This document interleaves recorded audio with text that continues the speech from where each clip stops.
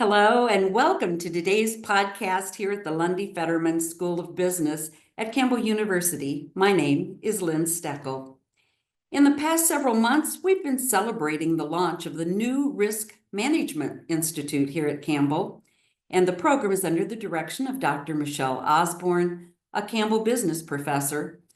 But today, we are privileged to be talking with a friend and colleague of Dr. Osborne's, Insurance Commissioner Allan McVey from the great mountain state of West Virginia. Among other things, we will ask Commissioner McVey what he sees for the future of those who are entering the risk management field of study. But first, welcome, Commissioner.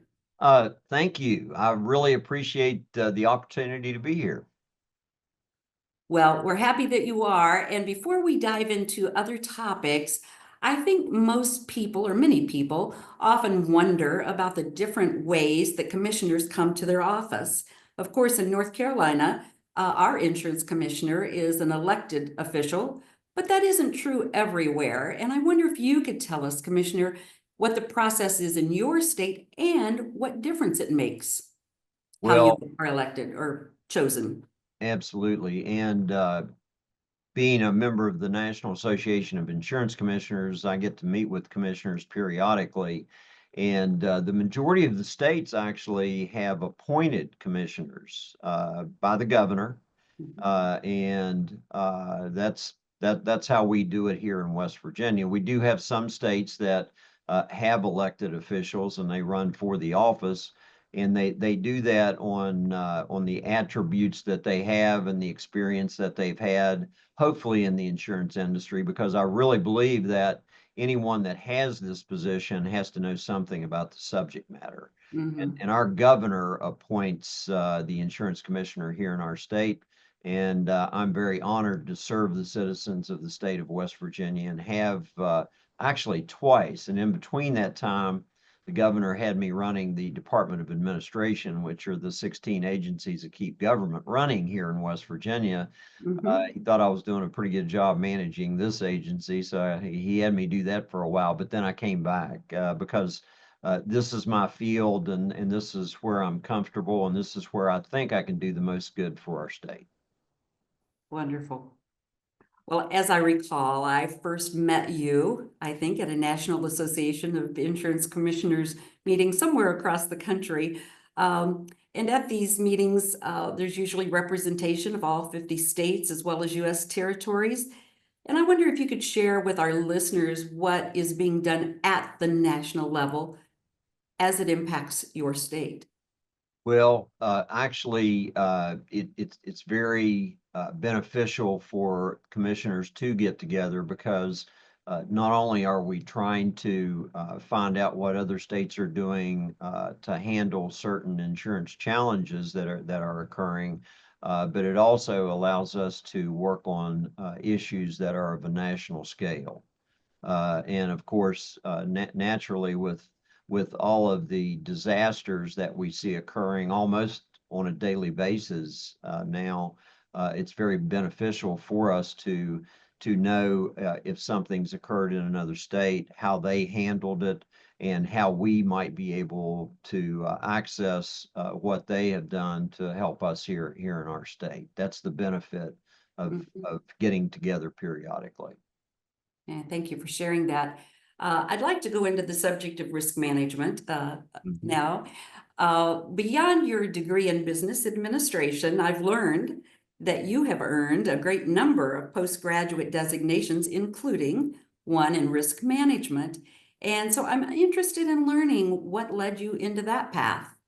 Well, I actually started my insurance career while I was going to college, getting that undergraduate degree, and I worked for the West Virginia Workers' Compensation Fund, which was a monopolistic fund at that time and run by the state, and it actually was formed and also operated just like an insurance company. They took in premiums from employers and paid out claims to employees that were injured on the job or because of a condition in the premises got sick. So I did that while I was going to college. Once I got my degree, I did go to work for an insurance company. USF&G, which became part of the Travelers Group, and was an underwriter there. So I learned the company side of it. And then I did go to work after a few years doing that with a brokerage firm, Marsh & McLennan, which is now Marsh, which is the largest insurance brokerage firm in the world. And I learned the brokerage business. And then the rest of my career, I either worked at or ran brokerage companies in all lines of insurance. So I have a pretty wide and varied background in insurance, but while I was with the brokerage firms, I got heavily involved into risk management, became the risk manager for a number of my clients. And if you think about it, that's what life is all about, managing the risks that we have.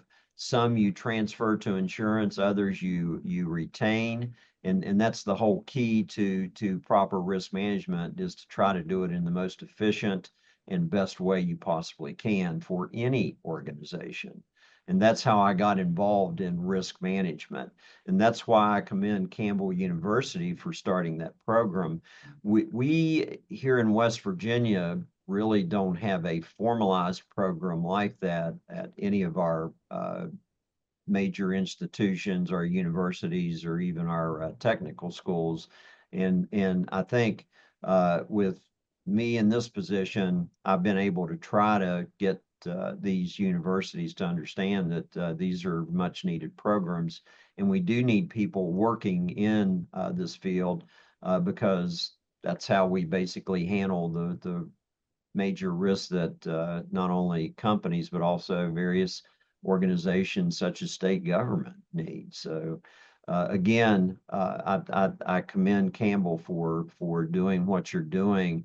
And I'm a great believer not only in being educated in your field, but also continuing that education. I just started in January my 56th year in the insurance industry. And I've used these risk management techniques for everything that I do in my life. Mm. Well, you certainly do have an impressive background, Commissioner, and I appreciate that, the expressions here. My last question in this category, though, is what do you see ahead for students who enter this field? Do you see this as a possibility for a very thriving career for our students? I just wish I could reach as many students as possible in this whole country, because let's face it, I'm a member of the baby boomer generation, and most of us have retired. I'm still fully employed, but most of us have retired. And if you think about it, with our age group and then the next generation getting ready to do that, there is going to be a tremendous amount of opportunity, not only with insurance companies, but also with agencies and brokerage companies that are going to need people that have that background, that can assist, again, all of the businesses and all of the organizations that we have in our country to deal with the risks that they face on a daily basis and how best to do that. So I see great opportunity, and not only if you, and again, nothing replaces hard work. So if you work hard, if you get yourself educated and have that knowledge, you can step into just about any role in our industry and provide a pretty good income for your family. And what I've been able to do throughout my career is whatever success that I've had in life, I feel like you have to give back to the community. So all of these people that work in our industry, if you see them on a daily basis or on the weekend or in the evenings, they're always doing something in the community to help the community as well. So it allows you to do that too. Well, I appreciate your perspective and your encouragement, Commissioner. A little earlier, you spoke about natural disasters, and as you know, North Carolina is still in the recovery process from that devastation that was brought to many of our counties back in late September of 24 from Hurricane Helene. And while I don't believe that West Virginia has our same storm history, I know that you do deal with flooding, and I wonder how big of an issue flooding is for your state. And Well, Well, yes, go ahead. Unfortunately, anytime it rains in West Virginia, yes, it comes down on the mountains, but it flows off and it goes down into the valleys. And if we have a great deal of rain, unfortunately, we have experienced and just recently had some major flooding here in the state. And if you think about it, risk management techniques tell you that mitigation is one of the ways that you try to either limit or eliminate the risk that you have for things like flooding or for hurricanes or for tornadoes. Mhm. You try to do as much as possible that you can in terms of fortifying homes, putting cars in protective environments, whatever you own and have, you try to protect those prior to an event occurring. But when it does occur, unfortunately, we do have damages. And it's been shown that in a lot of the coastal states in our country, particularly in the South, uh, fortifying homes has become a big thing. And those areas that have done that have experienced less problems than the ones that haven't done that heretofore. So I think using good risk management techniques, you can limit the problems that do occur. And in terms of North Carolina, you did have some major flooding there. West Virginia has helped, and I told you that people give back to their communities.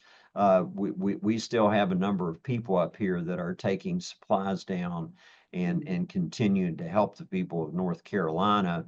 And our hope is that if we help you, if we ever need help, then we can call upon you to help us. And that's how this country has always done very well.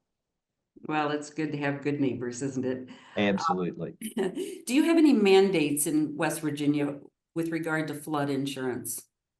Uh, No, we really don't have any mandates other than if you purchase a home, for instance, and if you have a mortgage on it, if you're in a flood zone, the financial institution that is providing that mortgage will require you to carry flood insurance. Okay. And again, that's only one way to do that. With the amount of rains and the flooding that we've had here in our state, our department even urges our citizens that maybe not be in a flood zone, but maybe near some bodies of water like creeks or streams that normally don't flood but can. We even urge those people to purchase flood insurance, which they can. And of course, if you're not in a flood zone, that premium is actually pretty reasonable. So Mhm. we do urge people to do that, Okay. or try to mitigate it as much as possible. Just like in the coastal areas, I'm seeing homes being built up and moved up on hillsides and again, try to mitigate and limit what can occur. All right. Well, I want to shift over now to a new topic, and that's the subject of fraud. As you know, our commissioner, Commissioner Mike Causey, is known as a commissioner who really cracks down on fraud. And I wonder if you could share with us what the fraud scene is in West Virginia and how you're dealing with that.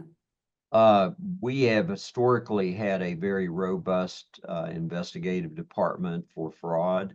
Unfortunately, a lot of people feel that when they file a claim with an insurance company, maybe there's no coverage here, but I can get something out of it. Some people don't feel like that's a criminal action, but it really is. And our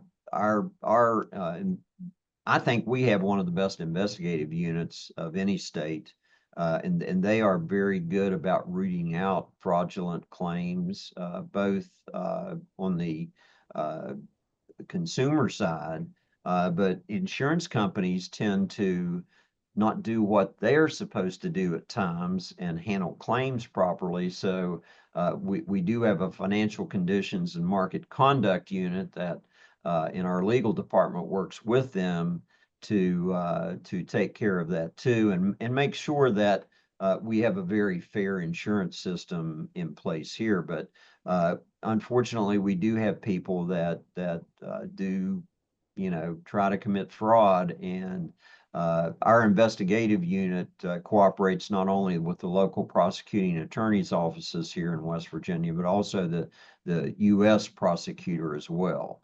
So with cooperation from them and the court systems, we've been able to keep fraud at a minimum. And I agree with Commissioner Causey.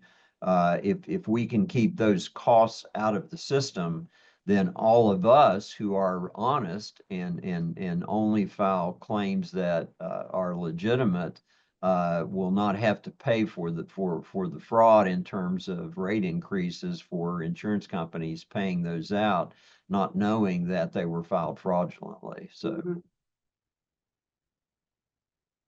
Well, thank you. A hot topic and only growing hotter in practically every industry is the topic of artificial intelligence. So Yes. what are your views on AI, its place, and the effect it is having and will have in the insurance industry? Well, of course, AI is really coming on very quickly. Uh, I, I have a basic opinion about AI. When used properly for the right reasons, it's great. But when you tend to try to change the data that you have and use it in the wrong ways, then that's not good for any of us.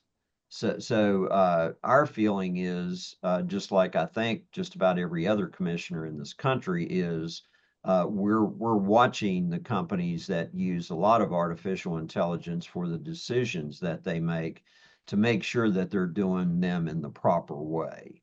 And there are a number of examples I could probably use, but it's a fairly new development in terms of how broad it's been used. But AI has been around for quite a long time now. And, Yes, and I yes. think it's been used in a lot of other areas.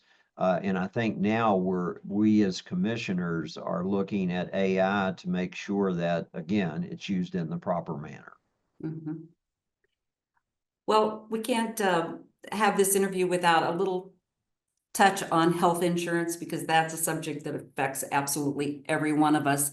And we could probably talk about that in many areas, but Well, and my background is mainly property and casualty, but okay. having run brokerage firms, I've become fairly well educated in life and health insurance products. And speaking of life, and speaking of baby boomers, we really have a problem in this country that we need to solve, and that's long-term care for our senior citizens. We want to take care of those people, but the cost of taking care of people that are in my age group and older is the sheer cost of it, and it's increased exponentially. And with us hopefully being a little healthier and living longer lives, that's a good thing on one side, but on another, that there is some cost involved with doing that. And as far as health insurance is concerned, you're absolutely right. It affects all of us. And as the one of the leaders of people that unfortunately have health problems, uh, basically they can't uh, bear the costs of that without insurance. And with insurance, naturally, if those costs are included in the claims, which they are, those costs for premiums are increasing. So it's a major problem that I think this country's trying to solve in a number of ways, but as far as the regulation of health insurance, we just want to make sure that the providers are, dealing properly with the insurance carriers that write that coverage, and we want to make sure that the health insurance companies are paying the claims in accordance with the contracts they have with our consuming public. But the sheer cost of that whole line of coverage is Mhm. just unfortunately increasing. Uh, Medical inflation is still higher than consumer inflation. And we all know that inflation has hit all of us in this country in a lot of areas. And if you say that part of it is even more than what everyone else is experiencing, a lot of people are having some pain with it. So we try to help and do what we can to make sure that everyone again is, operating fairly in that system. Are there any particular steps that are being taken to help bridge the gaps for your low income residents? Well, the healthcare subsidiaries that the federal government has approved, they will run out, I think, next year, and that's been very helpful for us because we do use the National Healthcare.gov program, and that's provided subsidies for our low-income people that can't afford that coverage. And we've had a great increase in the number of people that do subscribe to those. And my fear is if we don't keep subsidizing, and I consider those people the working poor because they do their best to try to do what they can to take care of themselves and their families. They're working hard every day, but maybe you're in a situation where you have a low income paying job and you just can't afford everything that's being thrown at you. And those subsidies, I think, have really helped. And we've been asking, Congress and the executive branch to continue those, and my hope is they will. Mhm. Commissioner, the last thing I want to touch on is an interesting thing that I've read on the internet. Is your success in once again reducing the workers' comp rate in West Virginia Mhm. for the 20th year in a row. Would you Thank like you. to share with our listeners something about that? Absolutely. And of course, I told you the beginning of my career was with the West Virginia Workers' Compensation Fund, which was a monopolistic state fund in our state for a long time, a number of years. And unfortunately, the cost of claims for that program increased exponentially. And of course, our employers had a problem, with the premium rates they were being charged at the same time, and we ended up with a large unfunded liability in that program that it got to a point where, uh, we had to privatize that line of coverage. And we did that in 2005. And 20 years later, it's been a huge success. In fact, I wrote an article for one of the trade journals, which pointed out that of all the things that I've been able to do in my career, that was the one that was the shining star and probably the epitome of what career I've had. But I was heavily involved in it because I knew something about workers' compensation insurance, and not a lot of agents or even the company underwriters that we had housed here had very much exposure to that line of insurance. So a number of us were very instrumental in getting that line privatized. And once it was, it's turned into a huge success. We've had loss cost decreases every year for 20 years. I never thought that would happen. But a lot of it has to do with risk management because now that employers, the businesses that operate here in our state, have an incentive to keep their claims at a minimum because the less claims you have, the less payments that are made by your insurance carrier, guess what? The better your rates will be and the less premium that you will have to pay.